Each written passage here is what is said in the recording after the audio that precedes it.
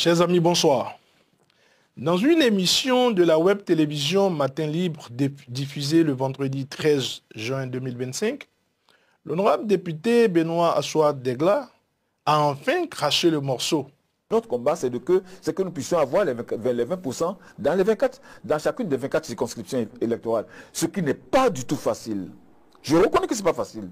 Je reconnais que l'UPR seul n'est pas en mesure d'avoir 20% partout. Pareil pour le BR. Mais c'est à ça qu'il faut réfléchir.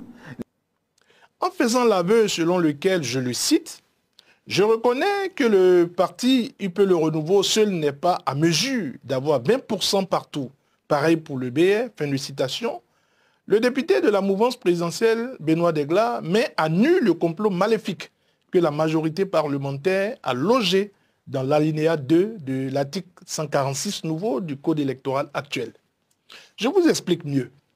Selon les dits du député Degla, le parti UP Le Renouveau ne serait pas à mesure d'avoir 20% des suffrages exprimés dans chacune des 24 circonscriptions électorales ainsi que le BR, qui est son parti. Mais en vérité, cet aveu qui n'est rien d'autre qu'un aveu d'impuissance des deux partis de la mouvance présidentielle justifie la raison pour laquelle ils ont pensé à mettre au niveau de l'alinéa 2 de cet article 146 nouveau la possibilité que le BR et l'UP Le Renouveau se mettent les voix ensemble dans chacune des circonscriptions électorales une fois qu'ils auraient 10% sur le plan national. Sachant que sur la base des dernières élections législatives, c'est-à-dire celles de 2023, il n'y a que 3 partis politiques dans notre pays qui aient pu avoir au moins 10% sur le plan national.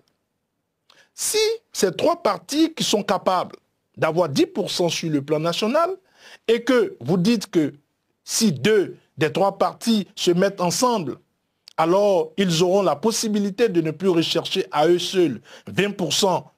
Donc vous imposez à 2 des 3 partis de ne plus rechercher 20%, mais vous imposez au 3e parti, à lui tout seul, de rechercher 20% dans chacune des 24 circonscriptions électorales. Je vous explique encore mieux. Selon cet alinéa 2 de l'article 146 nouveau, sur la base des élections législatives de 2023, si nous faisons l'accord de coalition parlementaire avec n'importe lequel des partis politiques qui ont participé à cette élection, hormis UP Le Renouveau et le BR, nous ne pourrons pas valider notre éligibilité dans chacune des circonscriptions électorales, puisqu'aucun de ces partis n'a d'ailleurs pu avoir en amont 10% sur le plan national. Donc, lorsque le député Benoît Degla reconnaît que ni l'UP ni le BR ne sont capables d'avoir 20% dans chacune des circonscriptions électorales isolément, il justifie la tricherie qui consiste à leur faire une faveur, je dis bien une faveur dans le code électoral.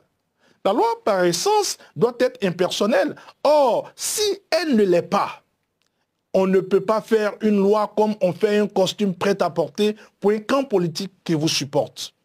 Ainsi, parmi d'autres injustices, dans ce code électoral, voici un exemple que nous présentons non seulement à notre peuple, mais à la face du monde.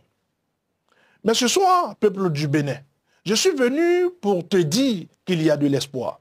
L'espoir n'est aucunement perdu. Ce que la majorité parlementaire acquise au président Patrice Talon refuse de corriger au Parlement, tu as désormais la possibilité de corriger cela dans les urnes. C'est pour cela, au niveau du Parti Les Démocrates, nous avons lancé un concept que nous avons appelé la révolution électorale. La révolution électorale, c'est cet appel à sortir massivement le jour de l'élection afin de corriger cette injustice dans les urnes. La révolution électorale, c'est l'appel lancé à notre peuple à ne pas boycotter les prochaines élections législatives et communales. Notre premier adversaire, ça il faut le garder à l'esprit, notre premier adversaire, c'est l'abstention. La révolution électorale te permettra d'aller dire ta désapprobation contre cette injustice sous toutes ses formes que nous subissons dans le pays depuis bientôt 10 ans. Ils disent honteusement que la mouvance présidentielle n'est composée que de 4 partis politiques et que sur les 12 partis politiques qui existent aujourd'hui en République du Bénin, près de 6 ou 8 seraient de l'opposition ou proches de l'opposition. À ce propos, dis-leur ceci. que ce qu'ils disent conforte la ruse et la rage qu'ils ont décidé de pratiquer depuis un certain moment. Car sans minimiser les autres partis politiques, le seul parti politique de l'opposition contre lequel ils mettent sur pied tous ces actes injustes et ignobles, c'est bel et bien le parti Les Démocrates. En le disant, nous ne pleurnichons pas. En le disant, nous les dévoilons au contraire. En le disant, nous montrons leur vrai visage. Ces gens qui sont capables de faire une injustice dans une loi. Car ils veulent éliminer le parti Les Démocrates afin de recomposer à nouveau un parlement unicolore.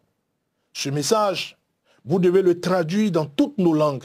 Ce message, vous devez le distribuer partout afin de montrer à nos proches, à vos proches, à nos parents, le complot qui se prépare contre notre pays en 2026. Ne l'oubliez jamais. Ensemble, nous vaincrons.